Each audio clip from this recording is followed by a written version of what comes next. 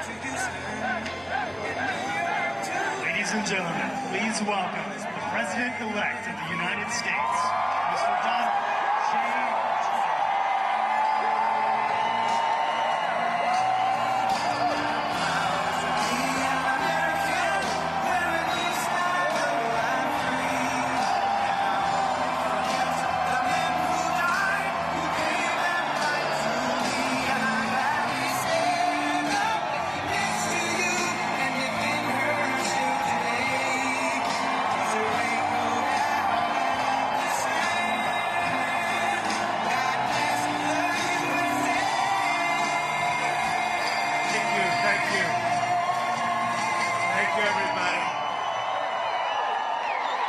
Thank you.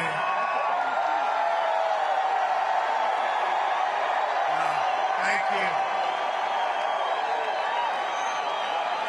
Thank you.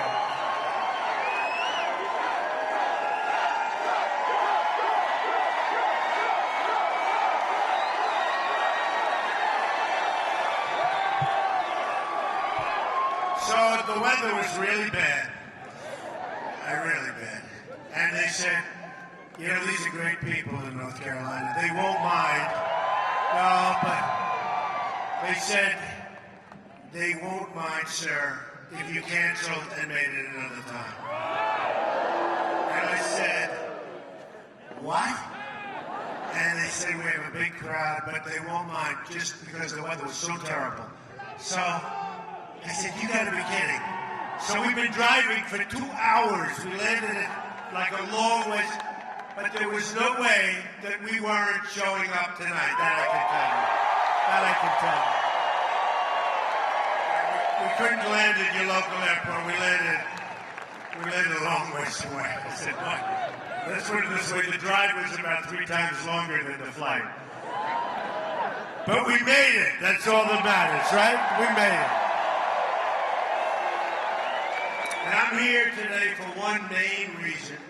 To thank you, the people of North Carolina, for being so incredible. We want to thank you.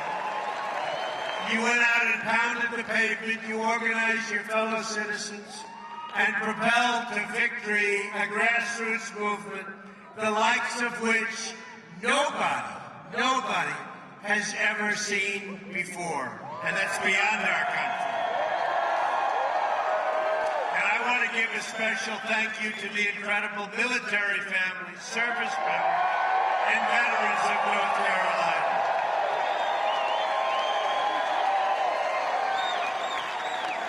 And they were great. You saw what happened with the military. I got such numbers. Oh, those numbers are good. I won't talk about it. We don't talk about numbers. We bring people together. But boy, were those numbers good. And our veterans. Do we love our veterans? We love them. Your state's legacy of service is an inspiration to us all. North Carolina has produced many of the finest soldiers, airmen, sailors, and Marines the world has ever seen. So true. Our men and women in uniform represent the absolute best of us. We must follow their example, working in unison toward a shared goal across every social, racial, and economic line. They understand that to accomplish the mission, we must all be pulling in the same direction. We have to get together. They know that we must leave no man or woman behind. These patriots have shed their blood to defend our country in distant fields of battle across the earth. Our debt to them is eternal and everlasting. Amazing. Amazing. And, you know, we have a very special person here today who we're going to introduce.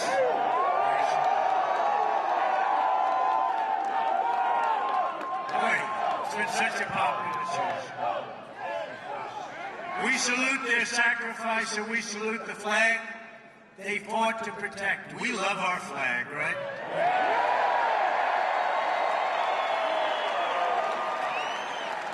We love our flag. And we don't like it when we see people ripping up our flag and burning our flag. We don't like it. And we'll see what we're going to do about that, okay? Tomorrow is the 75th anniversary of Pearl Harbor. It's a milestone that marks the ultimate sacrifice of those who wear the great uniform. It's a reminder, too, of the valiant efforts of America's fighting men and women who have liberated millions from tyranny and oppression. Now today, our brave men and women are the first in line defense against radical Islamic terrorism, words that some people don't like to say, an ideology of death that slaughters innocent men, women, and children. We're going to protect our people. We're going to protect our country, believe me. In every generation, a new threat to freedom arises. And just as we defeated these threats, we faced generations in the past, and you understand that. So too will we defeat the forces of terrorism. It's unseen in many cases, but we're going to defeat that force. And we're going to defeat it strongly and quickly. We'll keep fighting! We will prevail. We stand here today just miles from Fort Bragg, the home of heroes. Our special forces at Fort Bragg have been the tip of the spear in fighting terrorism. The motto of our Army Special Forces is to free the oppressed. And that is exactly what they have been doing and will continue to do. At this very moment, soldiers from Fort Bragg are deployed in 90 countries around the world. Can you believe that? 90 countries. Based in Fort Bragg is the 82nd Airborne Division, also known as the All-American Division. We stand in awe of their achievements. We really do. Not far from here sits 45% of the entire United States Marine Corps at Camp Lejeune. I've been to Camp Lejeune. We love Camp Lejeune. 12,000 citizen soldiers fill the ranks of the North Carolina Army and Air National Guard. The National Guard rushed to the scene to help the victims of Hurricane Matthew and so many other catastrophes. And we continue to send our thoughts and prayers to those recovering in its wake. The military families in North Carolina are a national treasure, and it will be the duty of my administration to ensure that we protect those who protect us. And I just want to tell you that we are going to be taking care of our veterans. And I'm right now working. These are great people. And they haven't been treated fairly. And I'm right now working on picking the people that are going to be helping our veterans, and they are really outstanding. We have some of the great people. A lot of people that are making great sacrifices to do this. But they're going to be unbelievable. You're going to see such a change. You're going to see such a change like you've never seen before. We're going to protect and help our veterans. Believe me.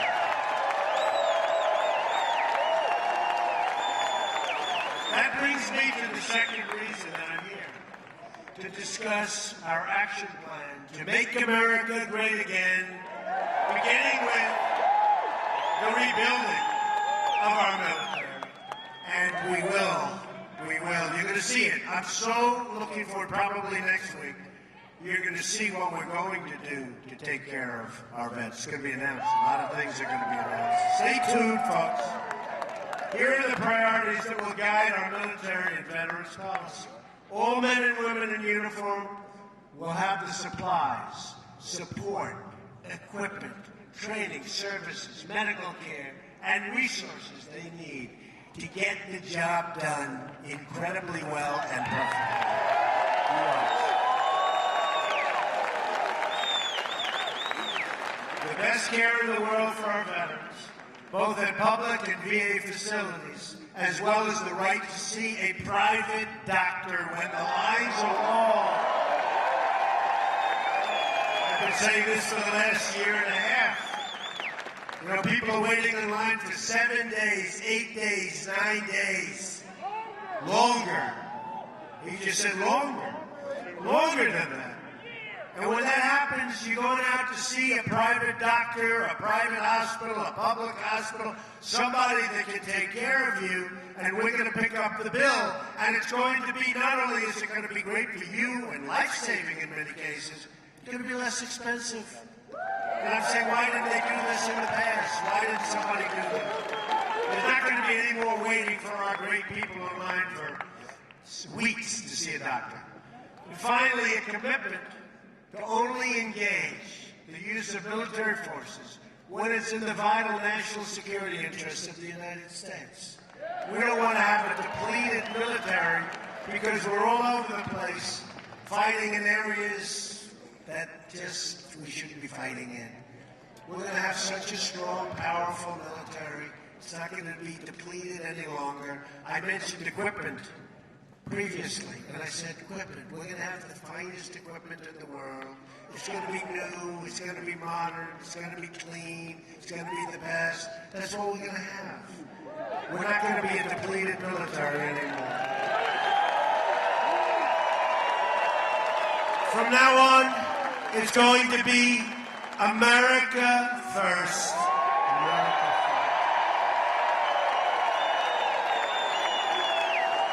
We will stop racing to topple foreign, and you understand this, foreign regimes that we know nothing about, that we shouldn't be involved with. Instead, our focus must be on defeating terrorism and destroying ISIS.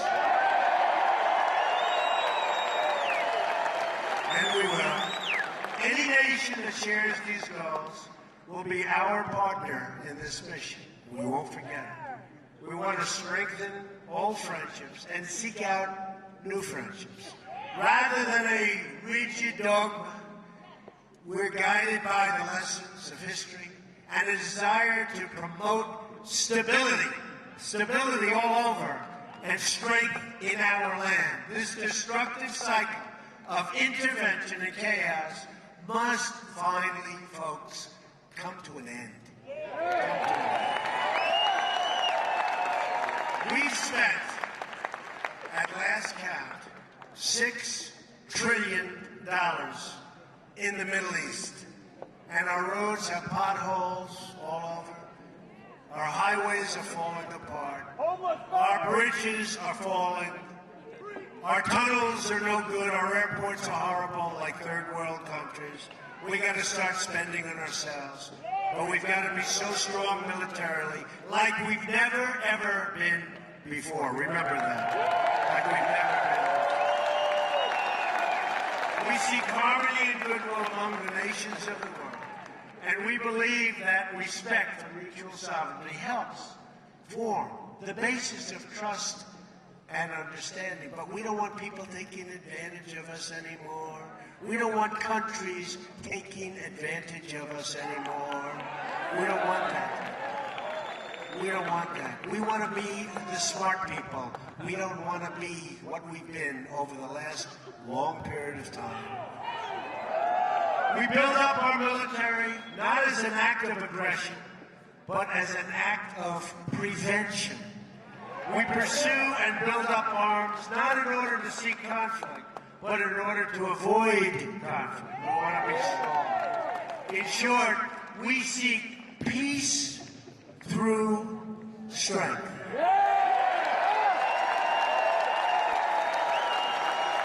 That is why in my first budget report to Congress, I am going to ask for the elimination of the defense sequester. It's enough. Depletion, I call it depletion. Gets worse and worse every year, not for our military. We will show the world that America is going to be strong again, stronger than ever before. We're going to be stronger militarily than ever before. And hopefully we don't have to use our military. But we're going to be stronger than ever before. And there's rarely been a time when we've needed this strength more than we have right now. But in order to succeed with our defense policy, we must find the right person to lead our Defense Department. Is that right?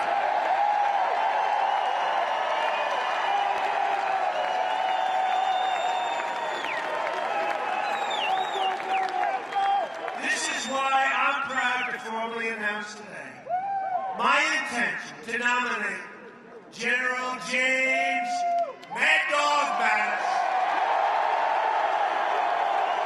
as the next Secretary of Defense for the United States of America.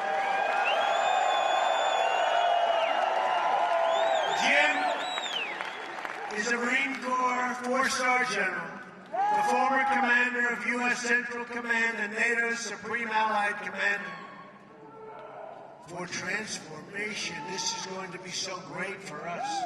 He led an assault battalion in Operation Desert Storm. And you saw what that happened. That was the way you're supposed to lead it. There was no games. Mad Dog plays no games, right?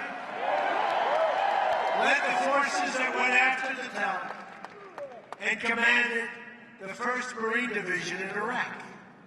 He is one of the most effective generals that we've had in many, many decades. An extraordinary leader of our time who has committed his life to his love for our country.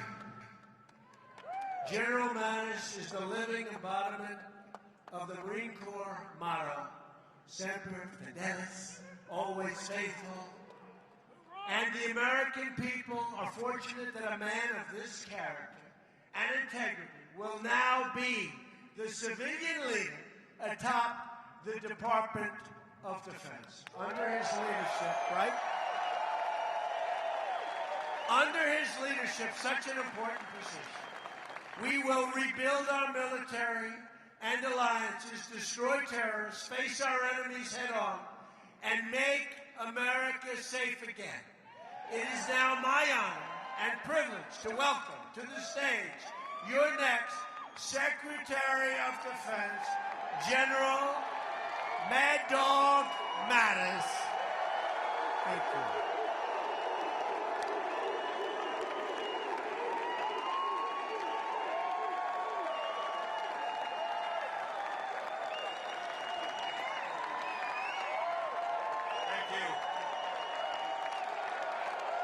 Thank you, ladies and gentlemen.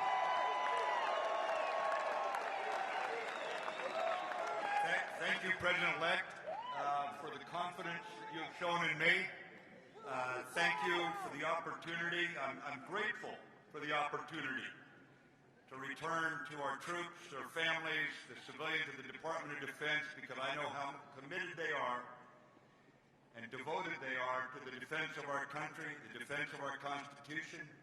With our allies strengthened, with our country strengthened, I look forward to being the civilian leader so long as the Congress gives me the waiver and the Senate votes to consent.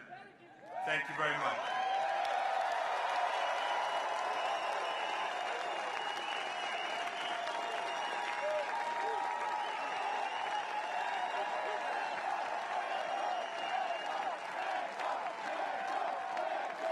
What a great guy. He's going to be incredible.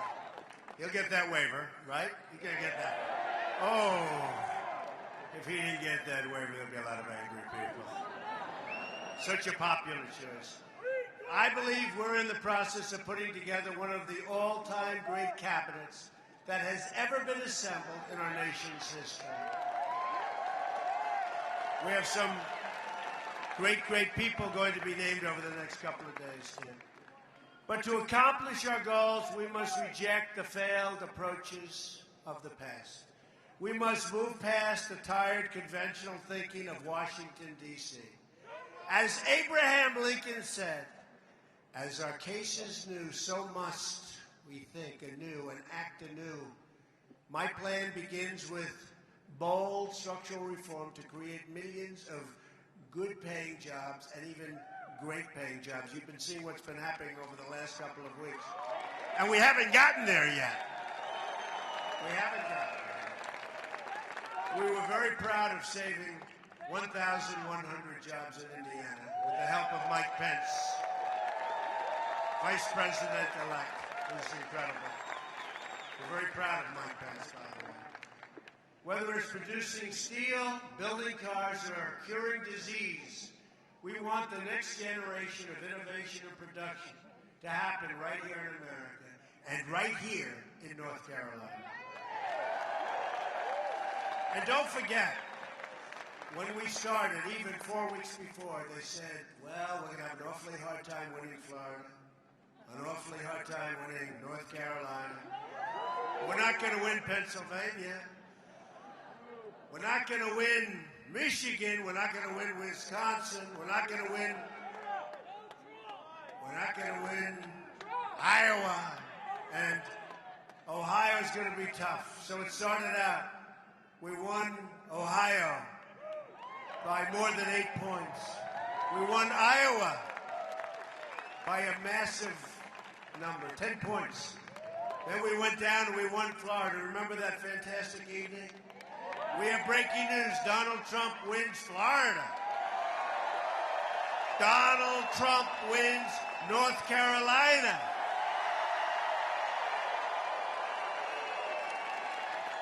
We won so many states. We won 30 states, 32 states. We won so much, and we just kept winning. And then we topped it off by winning Pennsylvania, winning Michigan, winning, right? Winning Wisconsin. States that hadn't been won in 38 years. A lot of states. And it was a fantastic evening, and that's why we're here tonight, because we want to thank you. We want to thank you, especially. First on taxes.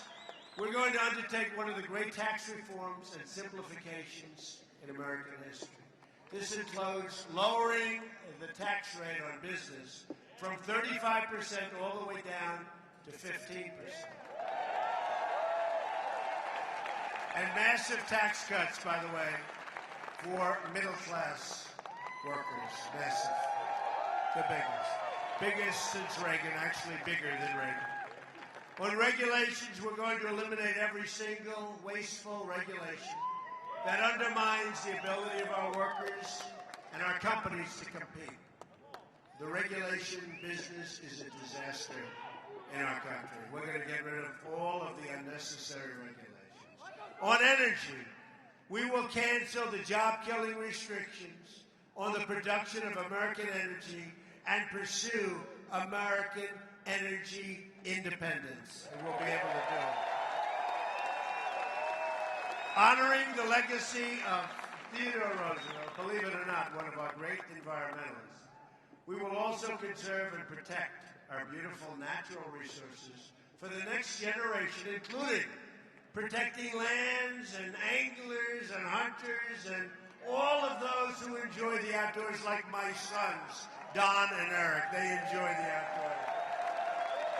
They enjoy it. They love it. On infrastructure, I will ask Congress to pass legislation that produces $1 trillion of new investments in America's crumbling infrastructure, including major projects in our inner cities.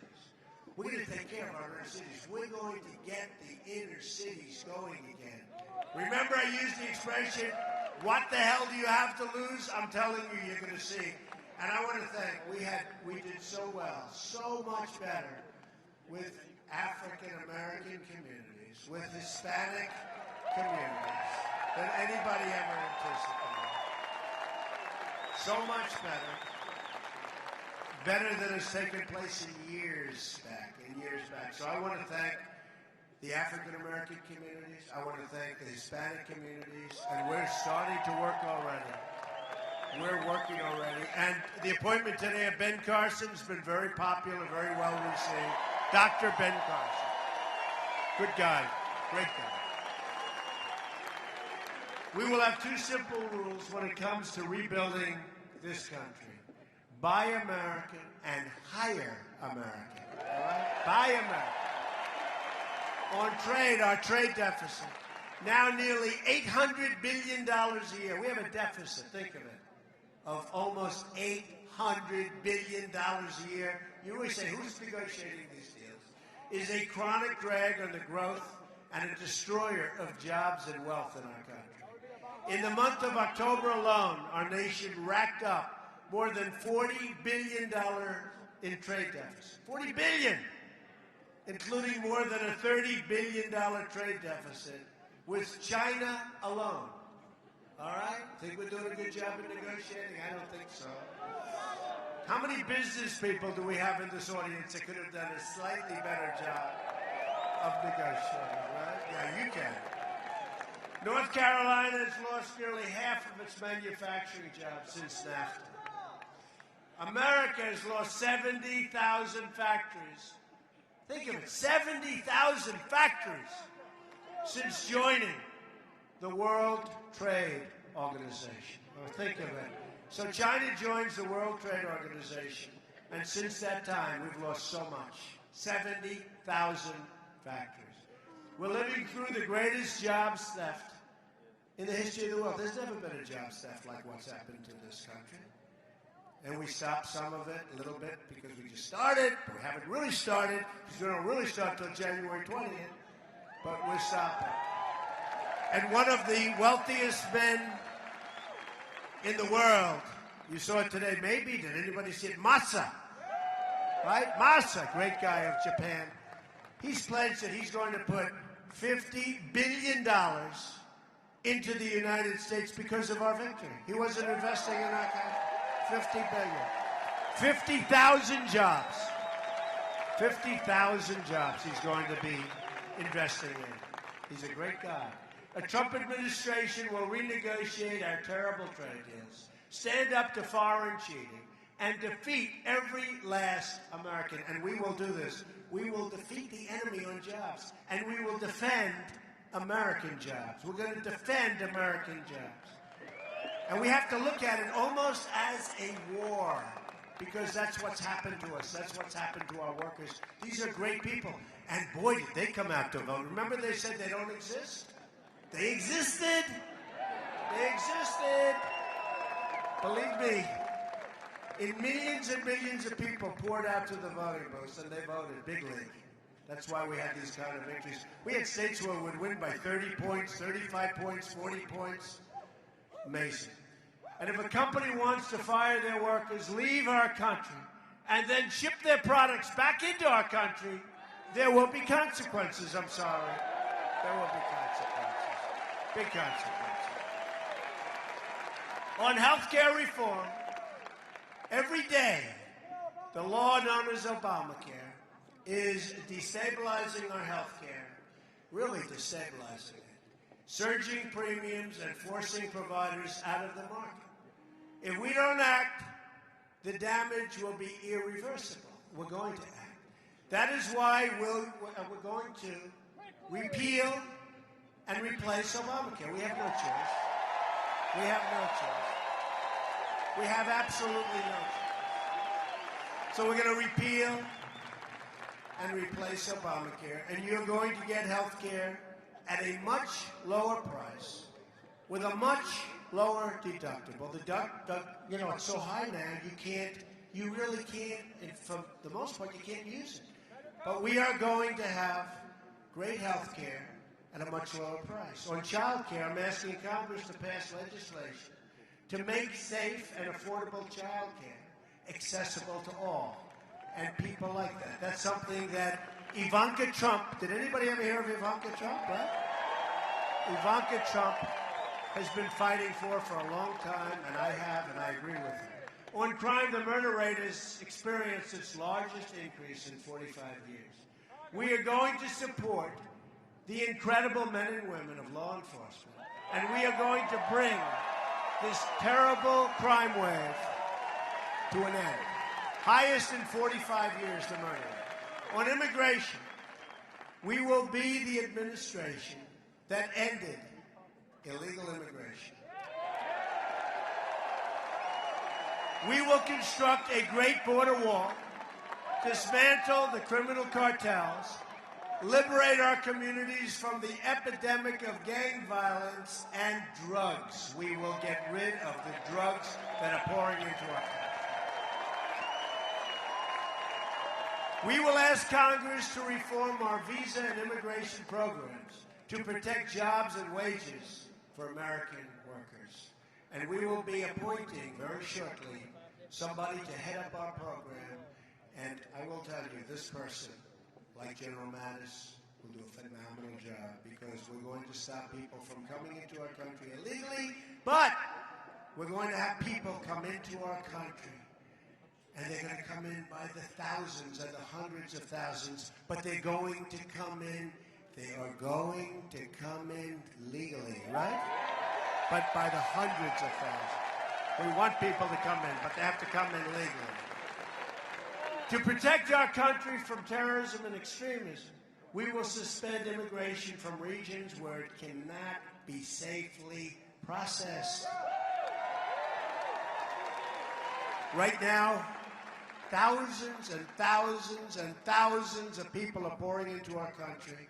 We have no idea who they are, where they come from, do they love us? In a lot of cases, no, they don't love us. A Trump administration will always put the safety and security of the American people first. Okay, remember that. Safety of the American people. Ethics reform will be a crucial part of our 100-day plan as well. We're going to drain the swamp of corruption in Washington, D.C. I will impose a 5-year ban on executive branch officials becoming lobbyists and a lifetime ban on officials becoming lobbyists for a foreign government. We face many, many challenges, but this is truly an exciting time to be alive in our country and hopefully to be alive in many other locations because we are representative to a large extent of what's happening in the world. The world is looking up to us, but they haven't been looking up to us much. And they are going to start looking up again. We're going to be good for the world, not just good for our country. The script to what we're doing is not yet written. Remember, this has been a great, great movement, the likes of which they've never seen before, the likes of which those folks back there that write the stories, no, I'll tell you. And they're saying it. They've never seen anything like this before. It's one of the great political phenomena of all time. And we're going to show them. We're going to do a great job. We're going to create a safe country. We're going to create a prosperous country. We're going to have jobs again, great jobs, not bad jobs, real jobs. And it's going to be something special. And hopefully they're going to write the truth. We do not know what the page tomorrow will read. But for the first time in a long time, what we do know is that the pages will be authored by each and every one in this room and in our country, by you. It will be authored by you. Together, we will raise incomes and create millions and millions of new jobs. It's going to happen. It's already happening. You see what happened today. We will reestablish the rule of law and defend the Constitution of the United States. And by the way, we will be appointing great, great Supreme Court justices. You see. We'll be starting very soon with one to replace Justice Scalia. Great man. We will protect the right of every American to live in safety and peace. We will restore and respect, and we will respect people's rights. We will respect constitutional rights. And for all America, we will respect our great American flag again. Believe me. We will heal our divisions and unify our country. When Americans are unified, there is nothing we cannot do. Nothing. No task is too great, no dream too large, no goal beyond our reach. My message tonight is for all Americans from all parties, all beliefs, all walks of life. It's a message for everyone. No matter your age, your income, your background, I'm asking you to join us in this great, great adventurous world that we're living in. We're going to make it less adventurous. We're going to make it safer and better than it's ever been before. I'm asking you to dream big again as Americans. I'm asking you to believe in yourself, to believe in your country, and to believe in your future. We've got a great future. What I've seen more than anything else is how great the future of our country is going to be. And if we do that, then all together, we will make America strong again, stronger than ever before. We will make America rich again. A lot of people don't like the sound of that, but we need that to take care of our military, to take care of our veterans, to take care of all of the things that we have to. We're going to be a rich nation again. We're going to be a wealthy nation again.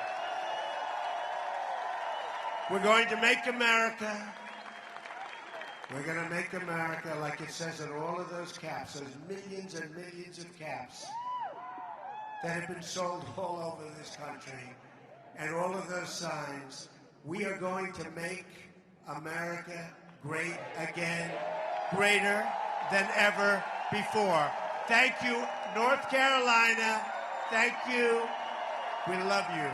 God bless you, everybody. We'll be back soon. Thank you, North Carolina. Thank you.